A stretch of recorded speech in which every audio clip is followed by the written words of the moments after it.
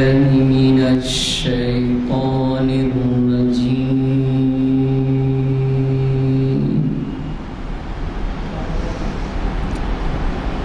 بسم الله الرحمن الرحيم.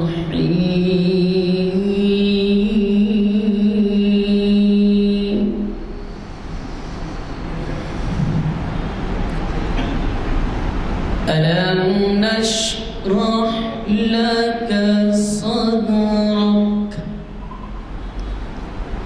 ووضعنا عنك وزرك الذي أنقض ظهرك ورفعنا لك ذكرك. بسم الله الرحمن الرحيم. ألم نشرح لك صدرك ورفعنا لك ذكرك الذي أنقض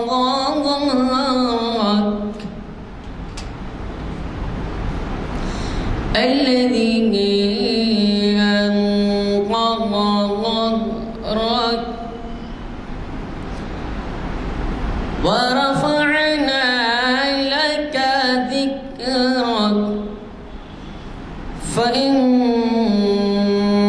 مع العسر يسرا إن مع العسر يسرا فإذا فرغت فانصب وإلى ربك فارغب. صدق الله العظيم. حضرات، جیسے کہ فرض نماز کے بعد اعلان کیا گیا، آج آپ کے جانے پہچانے مقرر جناب سید سلطان محی الدین صاحب کا خطاب ہے، اور آپ کے لیے یہ نئے نہیں ہیں، اس سے پہلے بھی انہوں نے ہمارے محافل کو گرمایا ہے، اور آج وہ قرآن و حدیث کی روشنی میں چہل قدموں کے زوال کے اسباب، یہ عنوان انہوں نے دیا ہے۔ حضرات، بڑی خوشی کی بات ہے کہ آپ ہمارے ان محافل سے تعاون کرتے ہیں، لیکن ایک بات جو مجھے ہمیشہ لگتی ہے اور آج سنا دیتا ہوں، وہ یہ ہے کہ اس میں نوجوان نہیں ہوتے۔ کوشش کریے کہ جتنے ہو سکے نوجوانوں کو لیتے آئیں۔ آخر یہ نوجوانوں کو راتوں میں چبوتروں کو بیٹھنے کا شوق، سائیکل کی ریسنگ کا شوق، موٹر سائیکل کی ریسنگ کا شوق، یہ تمام چیزیں ہیں، لیکن یہ دینی معاملات میں جو ہے وہ پیچھے ہیں۔ توجہ کی شدید ضرورت ہے، ذرا اس طرف توجہ فرمائیں۔ اور آج کے جو مقرر ہیں انہوں نے ہمیں بہت ہی اہم عنوان دیا ہے، قرآن و حدیث کی روشنی میں یہ پچھلی قوموں کے جو زوال کے کیا اسباب تھے۔ میں ان سے گزارش کرتا ہوں کہ وہ شہر نشین پر تشریف لائیں اور ہمیں مخاطب فرمائیں۔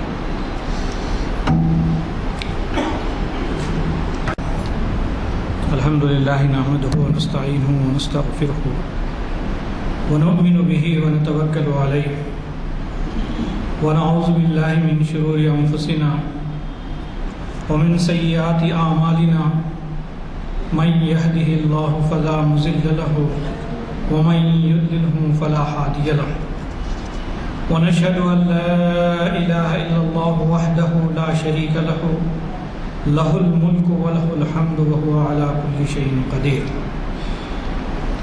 أما بعد أعوذ بالله السميع العليم من الشيطان الرجيم بسم الله الرحمن الرحيم. كذبت قبلهم قوم نوح وأصحاب الرس وثمود وعاد وفرعون وإخوان لوط وأصحاب الأيكة وقوم تبع كلا كذب الرسل فحق وعيد. صدق الله العظيم وصدق رسوله النبي الكريم. نحن على ذلك من الشاہدین والشاکرین. معزز ذمہ داران مسجد عالیہ،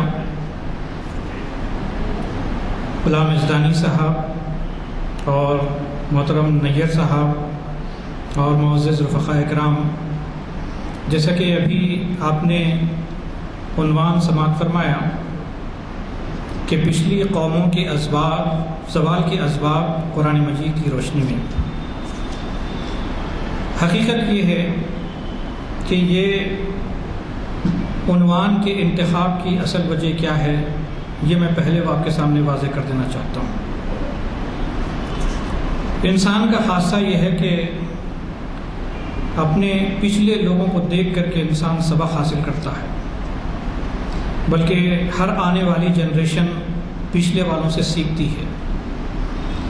ہر بچہ اپنے باپ سے سیکھتا ہے، اپنے دادا سے سیکھتا ہے، اپنے خاندان سے سیکھتا ہے، اپنے گزرے ہوئے بزرگوں سے سیکھتا ہے. اسی لیے قرآن مجید نے بھی یہ طریقہ اختیار کیا ہے کہ پچھلی قوموں کے اندر جو لوگ دنیاوی اعتبار سے عروج کی منزلی پر پہنچے، ان کا زوال کس طریقے سے ہوا.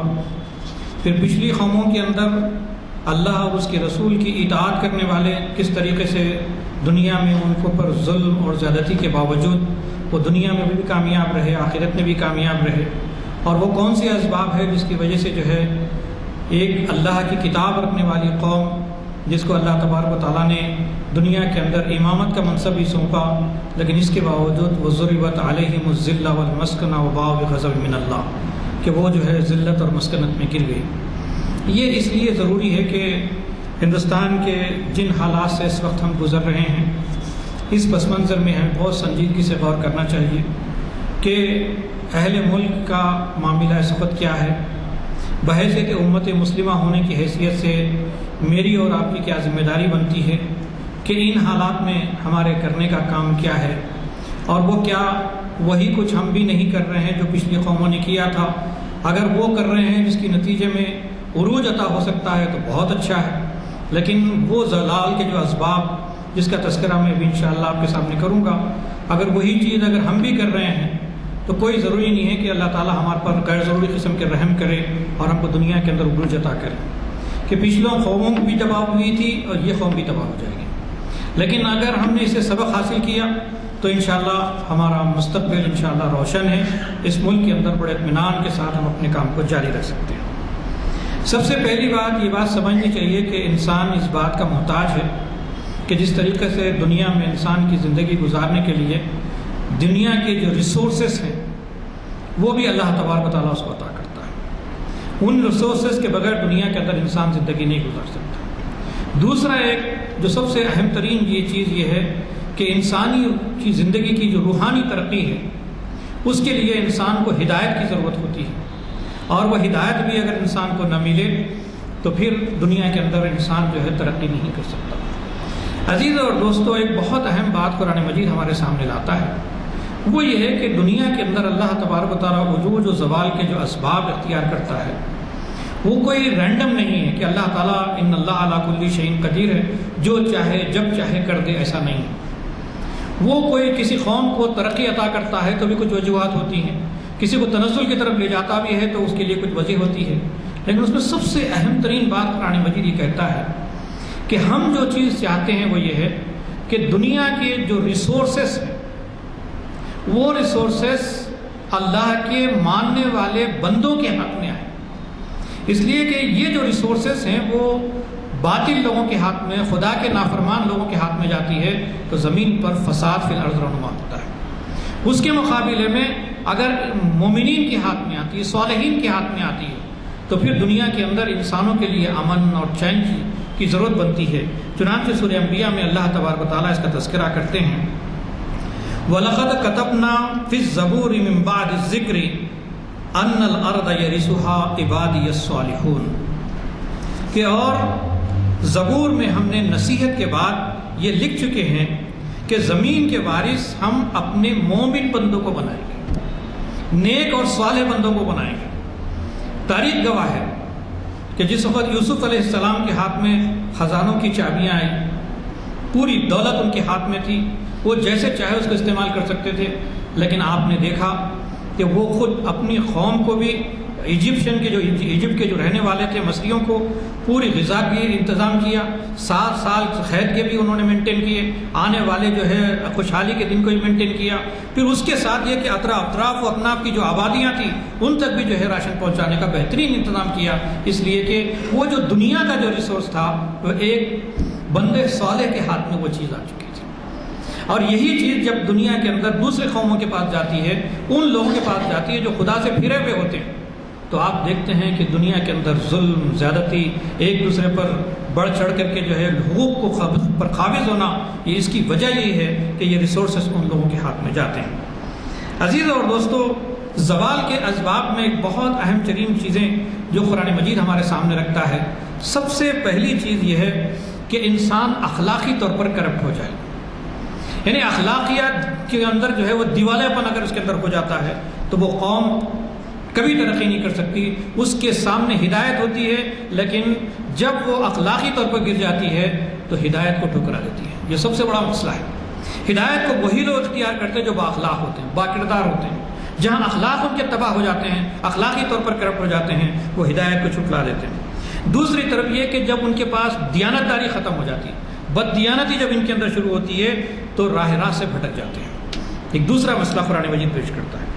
ایک اور چیز قرآن مجید پیش کرتا ہے کہ مذہب سے جو دوری ہے انسان سے، وہ جو ہے رسولوں کی تکذیب پر لے کے جاتی ہے۔ رسولوں کو جو جھٹلاتا ہے انسان، کیونکہ مذہب سے کوئی تعلق نہیں ہے، مذہب سے رہنا نہیں چاہتے آپ دنیا کے اندر، آپ اپنی آزاد زندگی گزارنا چاہتے ہیں، تو انسان جو ہے رسولوں کو جھٹلاتا ہے۔ پھر اسی طریقے سے آپ دیکھیں گے کہ انسان کے اندر جب تن آسانی آ جاتی ہے اور کوئی کام کرنے کے لیے جو محنت اور مشقت کر کے کسی چیز کو حاصل کرنا ہوتا ہے، وہ چیز جب انسان کے اندر ختم ہو جاتی ہے اور ہمیشہ آرام طلب چیزیں، بہت اطمینان کی چیزیں، آرام سے مل گیا تو ٹھیک ہے، نہیں تو کوئی ضرورت نہیں ہے، تو اس طرح کی بے فکری کی جو زندگی گزارتے ہیں وہ جو لوگ ہوتے ہیں وہ اپنے راہ میں رسولوں کی تعلیم کو ایک بہت بڑی رکاوٹ سمجھتے ہیں۔ نتیجہ یہ ہوتا ہے کہ دنیا میں رسولوں کا قتل جو ہوتا ہے اس کے اسباب میں ایک سبب یہ ہے کہ لوگوں کے اندر تناسانی ہوتی ہے، اس لیے کہ رسولوں کی جو بات ہوتی ہے انسان کو مشقت اٹھانا پڑتا ہے، اس کے لیے آزمائشوں سے گزرنا پڑتا ہے، اس کے لیے اپنی ایمانداری کا، اپنے اخلاق کا ثبوت دینا پڑتا ہے۔ جب دنیا اس کو ٹھکراتی ہے، لیکن یہ سب نہیں چاہتے اور تن آسانی ان کے اندر ہوتی ہے اور راحت پسندی جب ان کے اندر اختیار کرتے ہیں، تو پھر نتیجہ یہ ہوتا ہے کہ جب رسولوں کی دعوت کو قبول کرنے کے مقابلے میں انسانوں کا قتل کرتے، رسولوں کا قتل کرتے ہیں۔ ظاہر بات ہے کہ اس پہلو سے اگر ہم دیکھا جائے تو اب کوئی رسول آنے والے تو نہیں ہیں، لیکن اس وقت جو رسولوں کے جانشین ہیں، جن کو اس امت کے علماء کہا جاتا ہے، ان کے بھی قتل کا سبب یہی بنتے ہیں۔ پھر آپ دیکھیے کہ ہلاکت ہونے کے لیے جو چیزیں قرآن مجید ہمارے سامنے لاتا ہے وہ یہ کہ دنیا کے اندر اللہ تبارک و تعالیٰ دنیاوی اعتبار سے جس قوم کو ترقی دیتا ہے، علوم و فنون جس کو عطا کرتا ہے، صنعت و حرفت میں جن کو ترقی عطا کرتا ہے، تہذیب و تمدن جس کو دیتا ہے، یہ ساری چیزوں کو حاصل کر کے دنیا کے معاملات میں تو یہ انتہائی ہوشیار قسم کے لوگ ہوتے ہیں۔ دنیا کے چھوٹے چھوٹے مسئلے کے اوپر بڑی بڑی ڈیبیٹس کر سکتے ہیں، بڑی بڑی گفتگویں کر سکتے ہیں، لیکن اس کے ساتھ ان کا جو مسئلہ ہوتا ہے کہ یہ گناہوں کی اندر دلدل میں پھنسے ہوئے ہوتے ہیں، یہ اپنے اعمال بد کے اندر پھنسے ہوئے ہوتے ہیں، اور سب سے بڑی چیز یہ ہے کہ قوم لوط کا عمل ان کے لیے سب سے زیادہ آسان ہوتا ہے۔ آج ہمارے ملک کے اندر آپ دیکھیے کہ ہومو سیکسولیٹی کو قانونی درجہ دیا جا رہا ہے، ہومو سیکسولیٹی کو یہ کہا جا رہا ہے کہ بھائی اپنی مرضی ہے، بھائی اگر کسی کو کوئی چیز پسند ہے تو اس کو ہونا چاہیے، کیا مسئلہ ہے؟ حالانکہ وہ غیر فطری ہے، انسانوں کے لیے خود نقصان دہ ہے، لیکن اس کے باوجود اس کے اندر اترتے ہیں. اس کے بعد ایک دوسری چیز جو پیدا ہوتی ہے کہ جب انسانوں کو نکاح کے ذریعے سے، شادی کے ذریعے سے فیملی سسٹم قائم کرنا چاہتا ہے تو اس کے اندر رکاوٹیں پیدا کی جاتی ہیں. اور اگر کوئی فیملی اگر آپس میں رک کے مل کے نہیں رہنا چاہتی، کسی وجہ سے وہ گفت الگ ہونا چاہتی ہے، تو قرآن مجید یہ کہتا ہے کہ فَإِمْسَاكُمْ بِمَعْرُوفٍ أَوْ تَسْرِيحٌ بِإِحْسَانٍ، یا تو بھلے طریقے سے رہو یا بھلے طریقے سے جدا ہو جاؤ. یہ قرآن کا بہترین فارمولہ ہے. لیکن آپ طلاق پہ پابندی لگا دیں گے اور کہیں گے کہ آپ طلاق اگر دیں گے تو آپ کو سزا ہوگی، تو اس کا لازمی نتیجہ کیا ہوگا کہ انسان ریلیشن مینٹین کرنے میں اس کو آسانی ہوگی. لیو ان ریلیشن کی زندگی گزارے گا کہ جس کے ساتھ 10 بار بریک اپ کر لے فرق کیا پڑنے والا ہے، کہ کسی کے ساتھ بھی رہیں. لیکن اس کی جو سب سے بڑا نقصان ہوتا ہے اس پر انسان کو غور کرنے کی ضرورت ہے. پچھلی اگر دیکھا جائے تو یورپ اور امریکہ نے اس کو بڑے پیمانے پر اس کو اپنایا.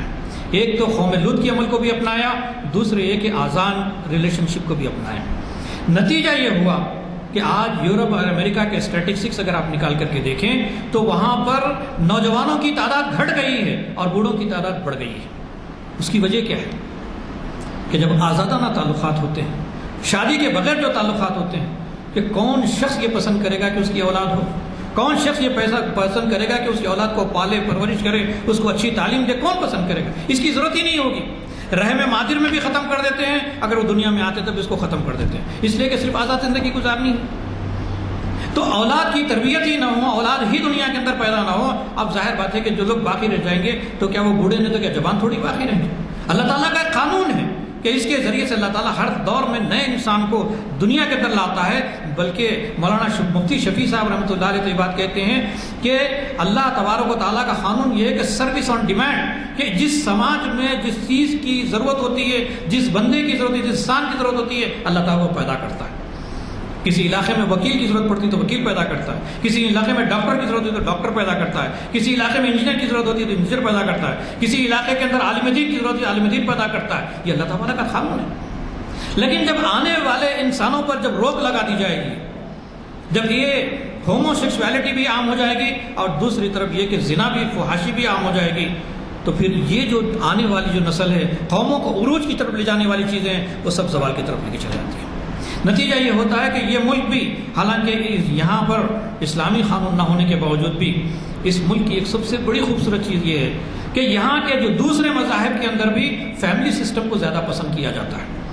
یہ فیملی سسٹم کے باقی رہنے کے نتیجے میں WHO کی رپورٹ کے مطابق یہ کہا جاتا ہے کہ یہ ملک نوجوانوں کا ملک ہے. 50% سے زیادہ نوجوان اس ملک کے اندر رہتے ہیں. اس کی وجہ کیا ہے؟ فیملی سسٹم باقی رہنے کی وجہ سے. اور اسی فیملی سسٹم کو اگر آپ بہت مضبوط کرتے ہیں اور بہت طاقتور بناتے ہیں تو آنے والا دور نوجوانوں کا دور ہوگا. نوجوان لیڈ کریں گے، اس لیے کہ ہر انسان کو اپنی ذمہ داری سے گزرنا ہے. ایک وقت کے بعد انسان ناکارہ ہو جاتا ہے، ختم ہو جاتا ہے، اس کی صلاحیتیں ختم ہو جاتی ہیں. نئے خون کی، نئے جوش کی، نئے ولولوں کی، نئے ٹیلنٹس کی دنیا کو ضرورت ہوتی ہے. اور یہ چیزیں جب ختم ہو جاتی ہے تو پھر کوئی قوم زوال کی طرف جاتی ہے.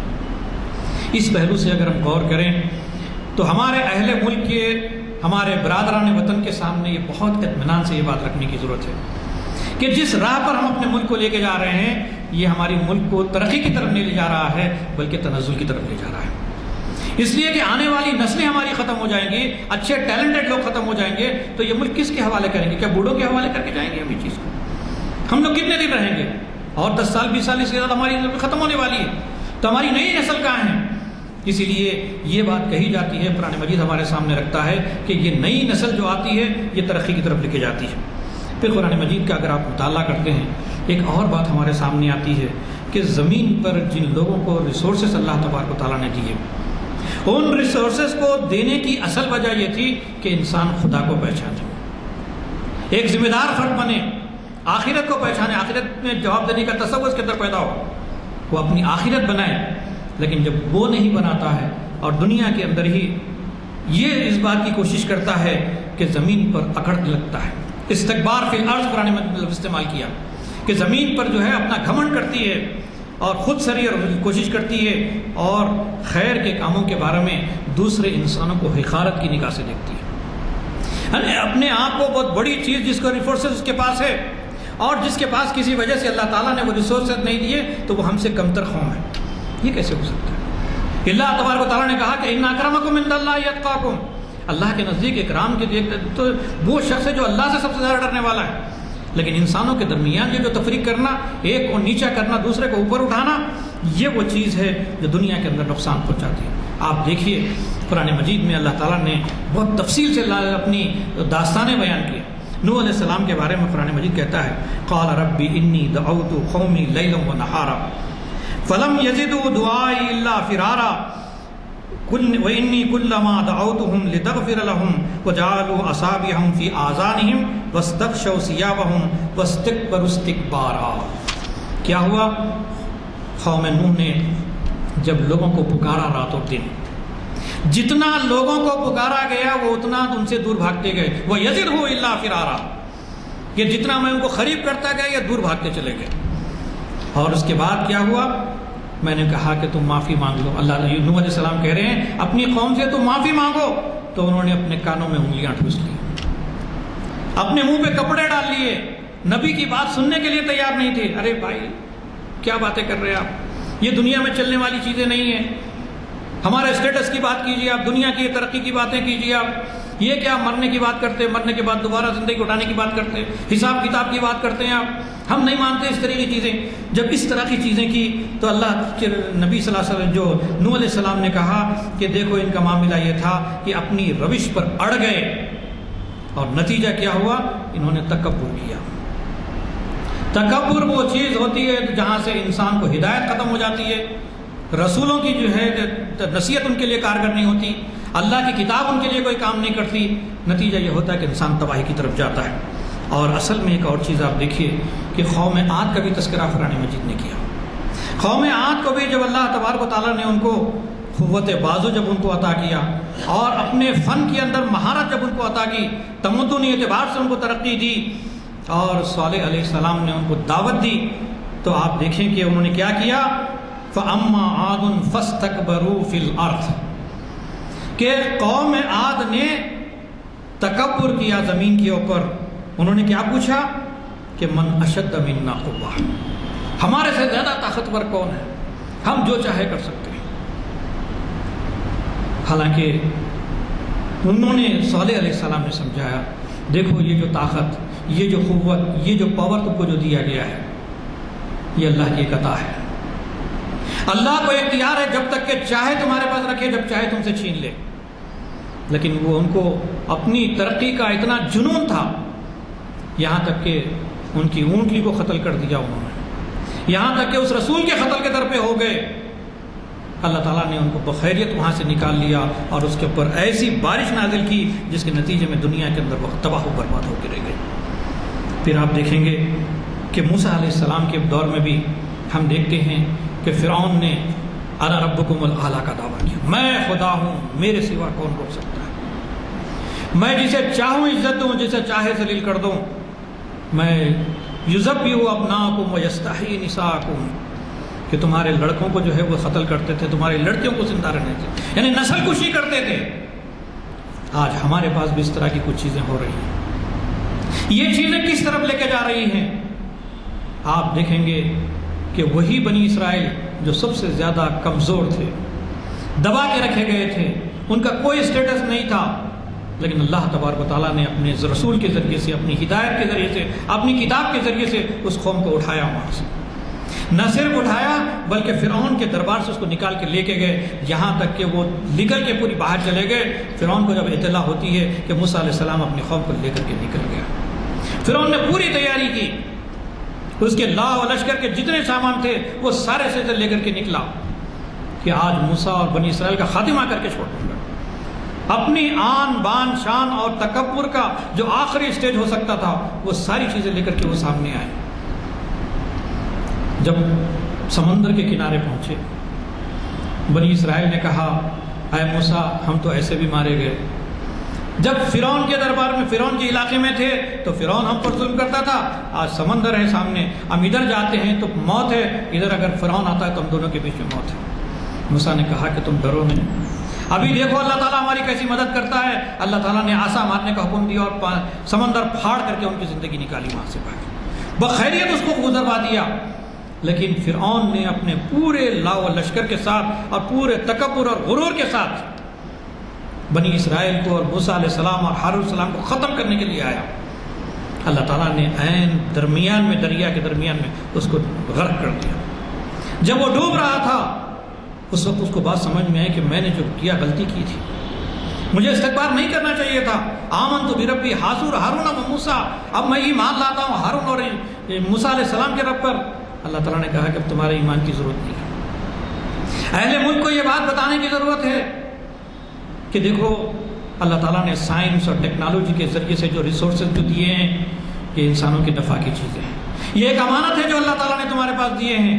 اگر تم اس کو غرور کا ذریعہ بناتے ہو اور انسانوں پر ظلم کا ذریعہ بناتے ہو، انسانوں کے قتل کا ذریعہ بناتے ہو، انسانوں کے درمیان نفرت کا ذریعہ بناتے ہو، انسانوں کی عبادت گاہوں پر قبضے کرتے ہو اور ان کو صحیح بااخلاق زندگی گزارنے پہ نہیں دیتے ہو اور بلکہ بیرا روی کی طرف ان کو تو پھیلا جاتے ہو، تو تمہارا حشر اس کے جیسا وسیع ہوگا جیسا کہ اللہ تبارک و تعالیٰ نے فرعون کے ساتھ کیا۔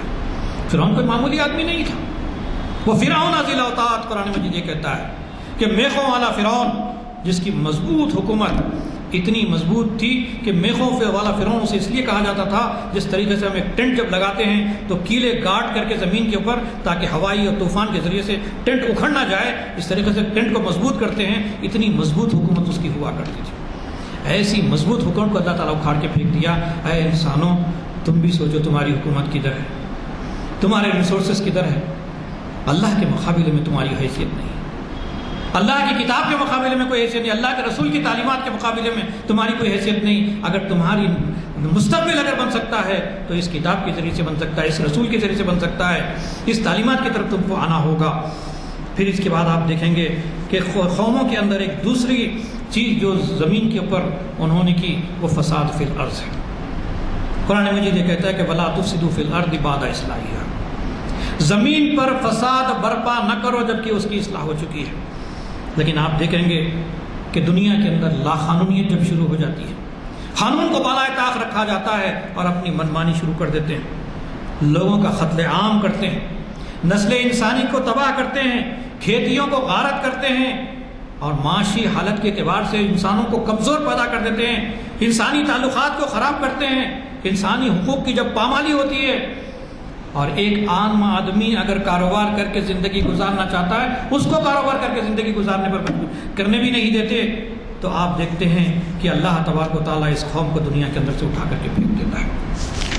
پھر اللہ تبارک و تعالیٰ یہ بات بتاتا ہے کہ یہ فساد فی الارض کیا چیز ہے، کہ اصل چیز یہ ہے حالت اعتدال سے ہٹ جانا، کہ تم کو ایک اعتدال پر جسلی بیلنس اللہ تبارک و تعالیٰ نے پیدا کیا، تمہارا رویہ انسان کے ساتھ جسلی بیلنس ہونا چاہیے تھا، اور ہر عمل میں جو صالحیت ہونی چاہیے تھی اور تم نے غیر صالح عمل شروع کر دیے ہیں، اور نسلی امتیازات جب تم پیدا کرتے ہو، زمین پر جب تم پھوٹ ڈالتے ہو اور طاقت کے نشے میں انسانوں کے خدا بن بیٹھتے ہو، اپنے آپ کو خدا سمجھتے ہو اور اپنے جیسے جو ہے دوسروں کے اوپر زبردستی اپنے قانون کو تھوپتے ہو، اور یہاں تک کہ ایسے شاہراہوں پر بیٹھ جاتے ہو جہاں سے انسانوں کی نقل و حرکت مشکل بنا دیتے ہو۔ اگر یہ چیزیں اگر کرتے ہیں تو اللہ تبارک و تعالیٰ اس کا ذکر کرتا ہے کہ وَإِذَا تَوَلَّى سَعَىٰ فِي الْأَرْضِ لِيُفْسِدَ فِيهَا وَيُهْلِكَ الْحَرْثَ وَالنَّسْلَ وَاللَّهُ لَا يُحِبُّ الْفَسَادَ، جب اسے اقتدار حاصل ہوتا ہے، جب اس طرح کے لوگوں کو جب اقتدار دیتا ہے تو کیا کرتے ہیں، زمین میں اس کی ساری دوڑ دھوپ اس کے سوا کچھ نہیں ہوتی کہ وہ زمین میں فساد برپا کرے، کھیتیوں کو غارت کرے، نسل انسانی کو تباہ کرے، حالانکہ اللہ تبارک و تعالیٰ فساد کو پسند نہیں کرتا۔ عزیزو اور دوستو، یہ کتاب میرے اور آپ کے پاس ہے، مسلمان اس کی امین ہیں، مسلمانوں کو اللہ تبارک و تعالیٰ نے ایک امانت کے طور پر دیا ہے۔ یہ کتاب صرف گھروں کے اندر بند کر کے رکھنے کی چیز نہیں ہے، یہ کتاب صرف پڑھ پڑھ کے پھونکنے اور دم کرنے کی کتاب نہیں ہے۔ ہمارے برادران وطن کو یہ کتاب بتانے کی ضرورت ہے، ان کے سامنے یہ پیغام دینے کی ضرورت ہے کہ دیکھو اس سے پہلے کہ ابھی لوگوں نے کس طریقے سے نقصان اٹھایا، تم بھی یہ نقصان اٹھاؤ۔ اگر خدا نہ خواستہ ہم اپنے منہ ابھی بھی بند رکھے، ہم نے یہ کتاب کو نہیں بتایا اور ہم ہی اپنی کتاب کو اس اپنے خبر میں لے کے چلے گئے، تو بہت ممکن ہے کل قیامت کے دن یہ ہمارا گریباں پکڑ سکتے ہیں۔ جب اللہ تعالیٰ ہمیں جنت میں جانے کا حکم دے گا تو وہ ہمارا کوئی بھائی ہوگا، جو ہمارا پڑوسی ہوگا، وہ آ کر کے کہے گا کہ یہ تو آدمی کو میں نماز کو جاتے آتے دیکھتا تھا، یہ آدمی کو تو قرآن پڑھتے ہوئے میں نے دیکھا تھا، لیکن کبھی مجھے اس نے قرآن نہیں بتایا، تیرا تعارف مجھے نہیں کروایا. تو کیا ہوگا اس وقت؟ ذرا تصور کیجئے، وہ درشا اپنے ذہن میں تازہ کیجئے. ایک طرف اللہ تعالیٰ کی عدالت ہوگی، دوسری طرف ہم کھڑے ہوں گے، اللہ تعالیٰ کہے گا کہ میرے بندے تیرے اعمال کو دیکھ کر کے تو جنت میں چلا جائے. لیکن وہ آدمی کہہ رہا ہے کہ اگر یہ شخص اگر مجھے بتایا ہوتا تو میں بھی جو ہے اس کی طرح جنت میں جاتا، آج میں جہنم میں جانے کا سبب بنا، مجھے نہیں معلوم تھا کیا کتاب ہوتی ہے. آج آپ دیکھے ہیں ہمارے ملک کے لوگ حق کی متلاشی ہیں.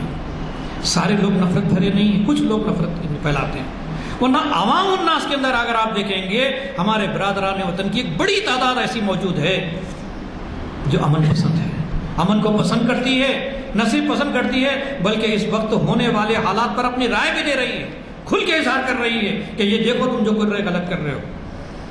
لیکن ان کے پاس ہدایت کے بغیر جو چیز کر رہے ہیں، اگر ان کے ساتھ ہدایت شامل ہو جائے تو وہ دوبالا ہو جا سکتی ہے.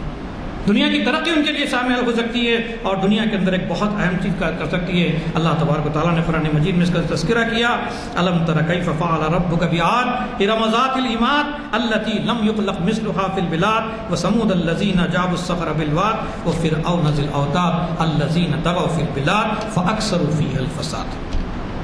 بہت کلیئر اللہ تعالیٰ کہتے ہیں کیا تم نے دیکھا نہیں تیرے رب نے کیا کیا ستونوں والے عاد ارم کے ساتھ، اور جن کے مانند دنیا میں کوئی قوم پیدا نہیں کی گئی تھی، اور سمود کے ساتھ جنہوں وادیوں کے اندر بڑی چٹانوں کے اندر بڑے بڑے محلات جنہوں نے تعمیر کیے تھے، اور لشکر والے فرعون کے ساتھ، اس لیے کہ اس میں سے اکثر لوگ کیا تھے؟ سرکش ہو گئے تھے اور فساد پھیلاتے تھے زمین کے اوپر. تو یہ فساد ترقی کی علامت نہیں ہے بلکہ زوال کی علامت ہے. اے اہل ملک، اگر تم بھی زوال سے اپنے آپ کو بچانا چاہتے ہیں تو اس سے باہر تم کو نکلنا ہوگا. پھر ایک اور چیز قرآن مجید ہمارے سامنے رکھتا ہے، وہ یہ ہے کہ جب زمین کے اوپر ظلم بڑھ جاتا ہے. ظلم کے معنی کیا ہے؟ ظلم کے معنی ہے کہ کسی چیز کو اس کی ورجنل پلیس سے نکال کر کے دوسری پلیس پہ رکھ دینا، اس کی جو حیثیت ہے اس حیثیت کو ختم کر دینا. اللہ کا جو مقام ہے وہ مقام اٹھا کر کے کسی اور کو دے دینا، کسی اس کی جگہ کسی اور کو خدا بنانا، یہی تو ظلم ہے. ان الشرک لظلم عظیم قرآن مجید کہتا ہے. اسی طریقے سے انسانوں میں جس کا جو درجہ ہے کہ اللہ کی کتاب کا جو مقام ہونا چاہیے، اللہ کی ہدایت کا جو معاملہ ہونا چاہیے، اس کو جو اسٹیٹس دینا چاہیے، آج ہم نے وہ اسٹیٹس نہیں دیا. نتیجے کے طور پر کیا ہوا کہ کتاب ہماری پیچھے، ہم آگے آگے چل رہے ہیں. ہونا تو چاہیے کہ کتاب آگے ہوتی، ہم اس کے پیچھے چلتے، اس کے مطابق اپنی زندگی کو ڈالتے. تو ایک طرف مسلمانوں کا بھی معاملہ ہے، دوسری طرف دوسری قومیں تو ان کے پاس تو نہ کتاب ہے نہ کچھ بھی نہیں ہے، وہ تو ایسے بھی بھٹکے ہوئے ہیں. اس حیثیت سے اگر آپ دیکھیں گے تو ہمارے اوپر ایک اور دوہری ذمہ داری آتی ہے. اللہ تبارک و تعالیٰ کہتا ہے کہ عدل کا مقام یہ ہے کہ آج جب دنیا کے اندر عدل قائم ہوتا ہے تو ظلم مٹ جاتا ہے، جب عدل نہیں ہوگا تو ظلم ہوگا دنیا کے اندر. پھر آپ اس طریقے سے آپ دیکھیں گے کہ اللہ کی رسولوں کی فرمانروائی، اللہ کے رسولوں کی ہدایت سے بے نیازی جب انسان اختیار کرتا ہے تو زمین کے اوپر ظلم و زیادتی ہوتی ہے. اللہ نے اپنے رسولوں کے ذریعے سے رسولوں کو بھیجا اس لیے، کتاب بھیجا اس لیے کہ انسانوں کو ہدایت ملے، ظلم سے انسان باہر نکل سکے.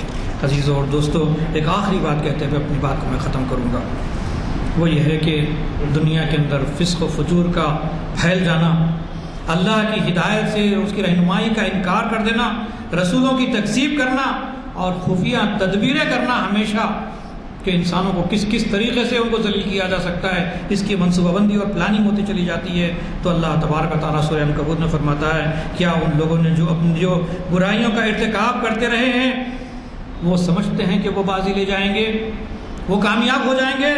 ہرگز نہیں. بڑا برا خیال ہے جو ان کے ذہن میں آتا ہے. کبھی اس طریقے سے دنیا میں کوئی ترقی نہیں کیا کر سکتا.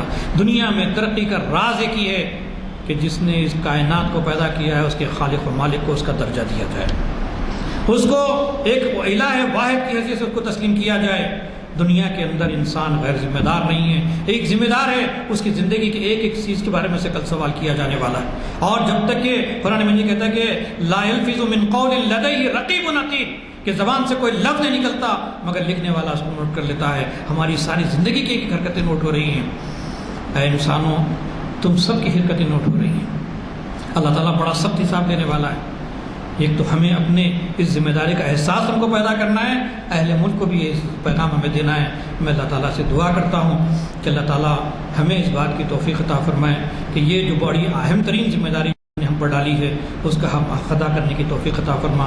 اب تک کی جو کوتاہیاں ہم سے ہوئی ہیں اللہ اسے ہمیں معاف فرما۔ ہم توبہ و استغفار کرتے ہیں، اللہ ہمیں مغفرت فرما، ہماری نجات فرما۔ اے اللہ اہل ملک کے سامنے اس بات کو بہتر انداز سے پیش کرنے کی اور ان کو کنونس کرنے کی توفیق اور صلاحیت ہمارے اندر عطا فرما۔ رب اغفر وارحم وانت خیر الراحمین برحمتک یا ارحم الراحمین وآخر دعوانا ان الحمد للہ رب العالمین۔ السلام علیکم حضرات، آج کی تقریر میں بڑی بنیادی باتوں کا تذکرہ کیا گیا ہے۔ اللہ تعالیٰ سے دعا ہے کہ وہ ہمیں جن امور پر توجہ دلائے ہیں آج کے اسپیکر صاحب، اس پر عمل کرنے کی توفیق عطا فرمائے۔ پھر میں ایک بار آپ سے گزارش کروں گا کہ آئندہ جب بھی آئیں اس بات کا خیال رکھیں کہ اپنی اپنی مساجد میں جہاں پہ بھی آپ پابندی سے نماز پڑھتے ہوں یہ اعلان کریں کہ بھائی اس مسجد میں یہاں آپ کو اعلان بھی مل جائیں گے اور اخباروں میں بھی آتا ہے۔ بہت آسان ہے، اگر فرض کیجیے آپ اپنے متعلقہ مسجد میں، محلوں کی مسجد میں، یہ ظاہر ہے کہ سب گھر باؤنڈری کے تو نہیں ہے لوگ یہاں، تو متعلقہ مساجد میں بھی آپ اپیل کریں اماموں کے ذریعے، اور جو کوئی وہاں پر کارکر لوگ ہیں ان کے ذریعے، تو ظاہر ہے کہ اس سے زیادہ سے زیادہ استفادے کا موقع ملے گا۔ اب اگلے تذکرہ کر دیتا ہوں میں ہمارے اگلے پروگرام کا کہ 25 میں 4 شمع کو اقبال کی ایک نظم کا تجزیہ، یہ محفل اقبال شناسی کی 1071ویں نشست ہوگی۔ آج کی نشست کے مقرر صاحب سید سلطان محی الدین صاحب تو آپ کے لیے نئے نہیں ہیں، انہوں نے بہت ہی عالمانہ تقریر سے ہم کو نوازا ہے، تو آئندہ میں گزارش کروں گا کہ 4 شمع کے دن جو خطاب ہے اقبال کی ایک نظم کا تجزیہ، یہ جو ہے آپ کے سابقہ کے یہاں کے بہت قدیم مقرر ہیں، انہوں نے شاید 100-150 خطابات سے نوازا ہمیں، جناب سید امتیاز الدین صاحب، آپ جانتے ہیں ریٹائرڈ چیف انجینئر ہیں، حیدرآباد مسجد کے صدر بھی ہیں، تو اس لیے آپ سے گزارش ہے کہ محفل اقبال شناسی کے 1071ویں لیکچر جو 4 شنبہ بعد اثر 25 مئی کو یہاں منعقد ہوگی، اس میں شرکت فرمائیں۔ میں چونکہ محفل کے اختتام کا اعلان کرتا ہوں اور آپ سے گزارش کرتا ہوں کہ آئندہ اپنے ساتھ نوجوانوں کو لیتے آئیں۔